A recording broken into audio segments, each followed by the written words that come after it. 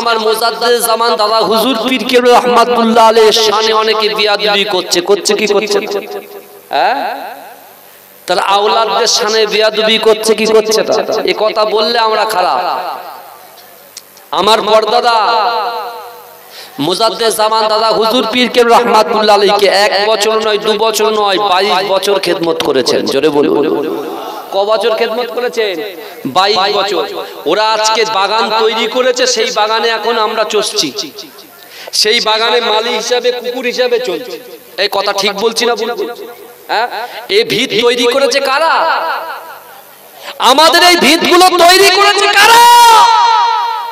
আমার মুজাদ্দিদ জামান ভিত তৈরি করে দিয়ে গেছে। তার খলিফারা রাসূলুল্লাহ যেমন সাহাবারা যেমন রাসূলুল্লাহকে সাথ দিয়েছে, তার খলিফারা আমার মুজাদ্দিদ জামানকে সাথ দিয়েছে। জোরে বলুন না সুবহানাল্লাহ। এখন একটু পকেটে পয়সা হয়েছে, যা ইচ্ছা তাই বলছে, যা ইচ্ছা তাই করছে, যা ইচ্ছা মুখ দিয়ে যেটা বলছে সেটা। কিন্তু আমার ভাইরা বিশ্বাসে মিলাই বস্তু, তর্কে বহুদূর। বিশ্বাস রাখতে হবে, কারণ কোরআন শরীফের মধ্যে এ দেখেন আমার ছোট হুজুর পীর কেবলা রহমাতুল্লাহ আলাইহির নামে মাদ্রাসা, তাই না? আমার ছোট হুজুর পীর কেবলা রহমাতুল্লাহ আমার আব্বা জান একে হায়দার আলী হুজুর রহমাতুল্লাহ আলাইহি, যিনি ইন্তেকাল করেছেন 2021 সালে। কি বুঝলেন? আমার আব্বা জান ইন্তেকাল করেছে, আপনাদের প্রিয় এখানে আসতেন হায়দার আলী সাহেব, শাহ সুফি পীর কেম হায়দার আলী হুজুর রহমাতুল্লাহ আলাইহির খাতায় নাম উঠেছে। আমার ছোট হুজুর পীর কেবলা আমার আব্বা জানকে হায়দারি সাহেব বলে ডাকতেন। হায়দারি, কত মহব্বত করতেন জানেন, কত ভালোবাসতেন জানেন। বিশ্বাস করুন, এখন তো একটা আলেম যদি লেট করে অন্য আলেম তো ছেড়ে বেরিয়ে যায়, ছেড়ে বেরিয়ে যায়। আমি কোন আলেমের বিরুদ্ধে করছি না, নাউজুবিল্লাহ মিন যালিক, আমি আদবের কথা বলছি। ছোট হুজুর পীর কেবলাকে আমার আব্বাজান এতটাই ভালোবাসতেন, এতটাই ভালোবাসতেন, আর ছোট হুজুর পীর কেবলা আমার আব্বাজানকে এতটাই ভালোবাসতেন যে আগে তো অনেক বক্তারা আগে আগে চলে আসতেন, একটা দলুজ থাকতো, ওই দলুজের নাম ঠিক করা হতো, এই বক্তা এখন থেকে এইটাই, তারপরের বক্তা 10টা থেকে 12টা, তারপরের বক্তা 12টা থেকে 1টা 1:30টা, এরকম ভাবে। ছোট হুজুর পীর কেবলা রহমাতুল্লাহ আলাইহি কি করতেন জানেন? আশিকে রাসূল ফনাফিল্লাহ ফনাফিস শায়েখ, এই যুবকেরা ভালো করে বোঝেন, তিনি সবার শেষে আমার আব্বাজানের নামটা লিখে দিতেন। তৎকালীন সময় বড় বড় আলেম ছিলেন, মাওলানা খালেক সাহেব, মাওলানা গালিব সাহেব শাহজাহান, মাওলানা আব্দুল জলিল সাহেব শাহজাহান, আর এসব তো মহব্বতের মানুষ। আমাদের বাড়িতে কিভাবে যেনারা থাকতেন সব বলে পরিচয় দেওয়া যাবে, বুঝতে পেরেছেন? বিশ্বাস করুন, কি মহব্বত, কি ভালোবাসা। আর এখন যেই টাইম হয়ে যাচ্ছে 10-20 মিনিট আগের থেকে শুধু দরুদ শরীফ পড়া, চলো হুজুরকে তুমি তাড়াতাড়ি নিয়ে এসো, চলে যাবে, বুঝতে পারছেন না? আর কমিটি তো মাশাআল্লাহ এখন 5G কমিটি হয়েছে, এদের মাথা খারাপ, হুজুর তাড়াতাড়ি চলেন।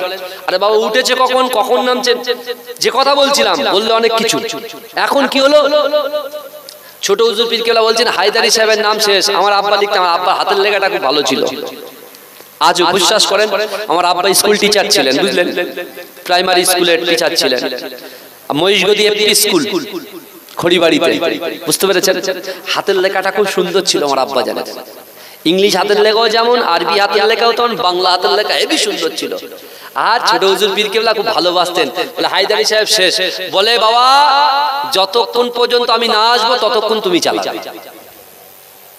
বুঝতে পারছেন? যতক্ষণ পর্যন্ত আমি না আসবো, ছোট হুজুর পীর কেবলা জলসায় না আসবেন, সে 1 ঘন্টা হতে পারে, 2 ঘন্টা হতে পারে, 3 ঘন্টা হতে পারে, 4 ঘন্টা হতে পারে, 5 ঘন্টা হতে পারে, বাবা তুমি চালাবে। আব্বা জান সেটা বলতেন, হুজুর আপনি যেটা বলবেন সেটাই আমি মেনে নিলাম। জোরে বলুন, এটাই হচ্ছে আদব।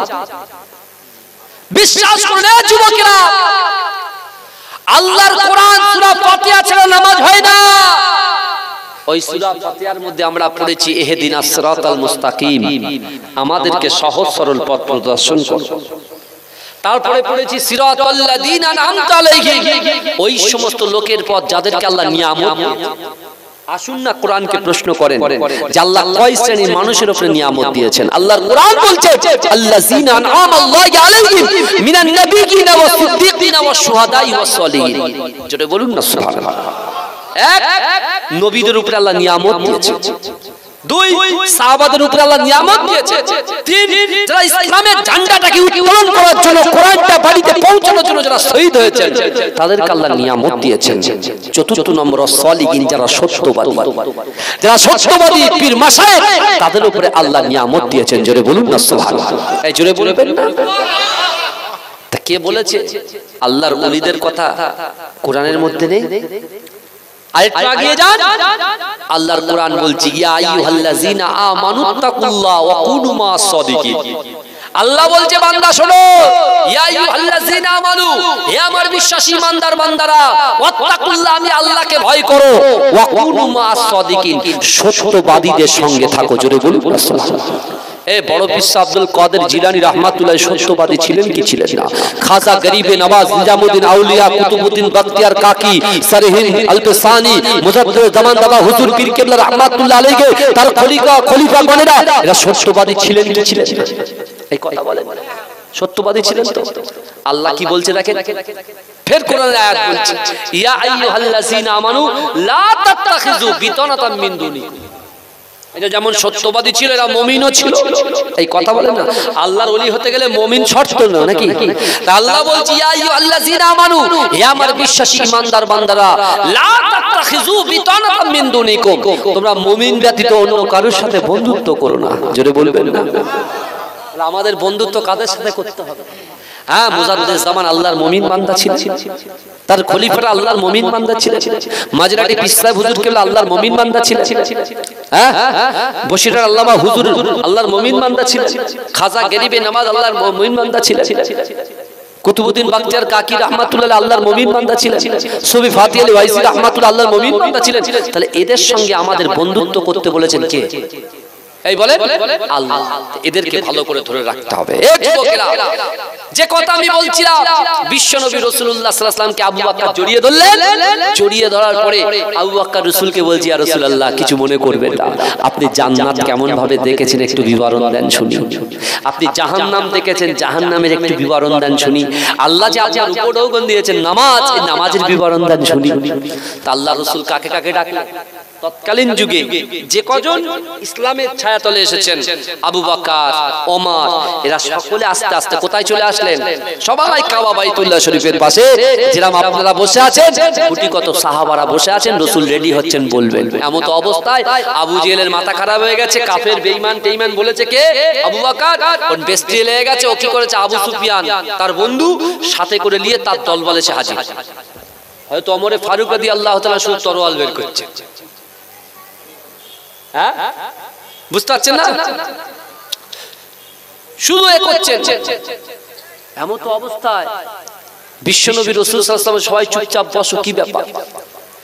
আবু সুফিয়ান এসে বলছে দাঁড়াও আবু বকর, তুমি একজন জ্ঞান পিপাসু মানুষ, আমরা এখানে ঝামেলা করতে আসিনি, দুটো সওয়াল করে যাও, কিছু প্রশ্ন করব, সেই প্রশ্নের জবাব যদি বিশ্বনবী দিয়ে দেয় আমরা কলেমা পড়ে মুসলমান হব। সত্যি সত্যি কি ওরা কলেমা পড়ে মুসলমান হবে? ওরা দেখতে এসেছে, চাকতে এসেছে। সুরো চাকে জানেন তো, খেতে পারে না, শুধু চেকে পালিয়ে যায়। বুঝতে পারছেন না? কিন্তু আমার বাবাজিরা, আজকে আমরা যারা এখানে বসে আছি বাবাজি, গাড়ি বাড়ি অর্থ সম্পদ শুধু দুনিয়ার জন্য, ইহকালের জন্য, পরকালের জন্য নয়। পরকালে দুটো জিনিস যাবে বাবাজি, দুটো জিনিস। আমরা শুধু বলি কাপন যাবে, কাপন যাবে, কাপন তো পোকায় খেয়ে নেবে, কাপন তো পোকায় খেয়ে নেবে। আপনার শরীরের ভিতরে, আপনার শরীরের ভিতরে যদি রূহ না থাকে, আপনার হাতটা আপ অ্যান্ড ডাউন করবে? এই কথা বলেন না। আপনার পা চলবে? আচ্ছা, রূহকে কি আমরা দেখতে? আমরা চোখ দিয়ে দেখি, এই দেখাটা কি আমরা দেখতে? কান দিয়ে শুনি, এই শোনাটা কি আমরা দেখতে পাই? দেখতে পাই? দেখতে পাই না। আমরা অনুভব করি কিন্তু দেখতে পাই না। কিন্তু বিশ্বাস করে, এই রূহটা যতদিন থাকবে ততদিন তুমি নড়াচড়া করতে পারবে। আর রূহটা যেদিন চলে যাবে সেদিন তোমার ছেলে মেয়েরা বসে বসে কাঁদবে।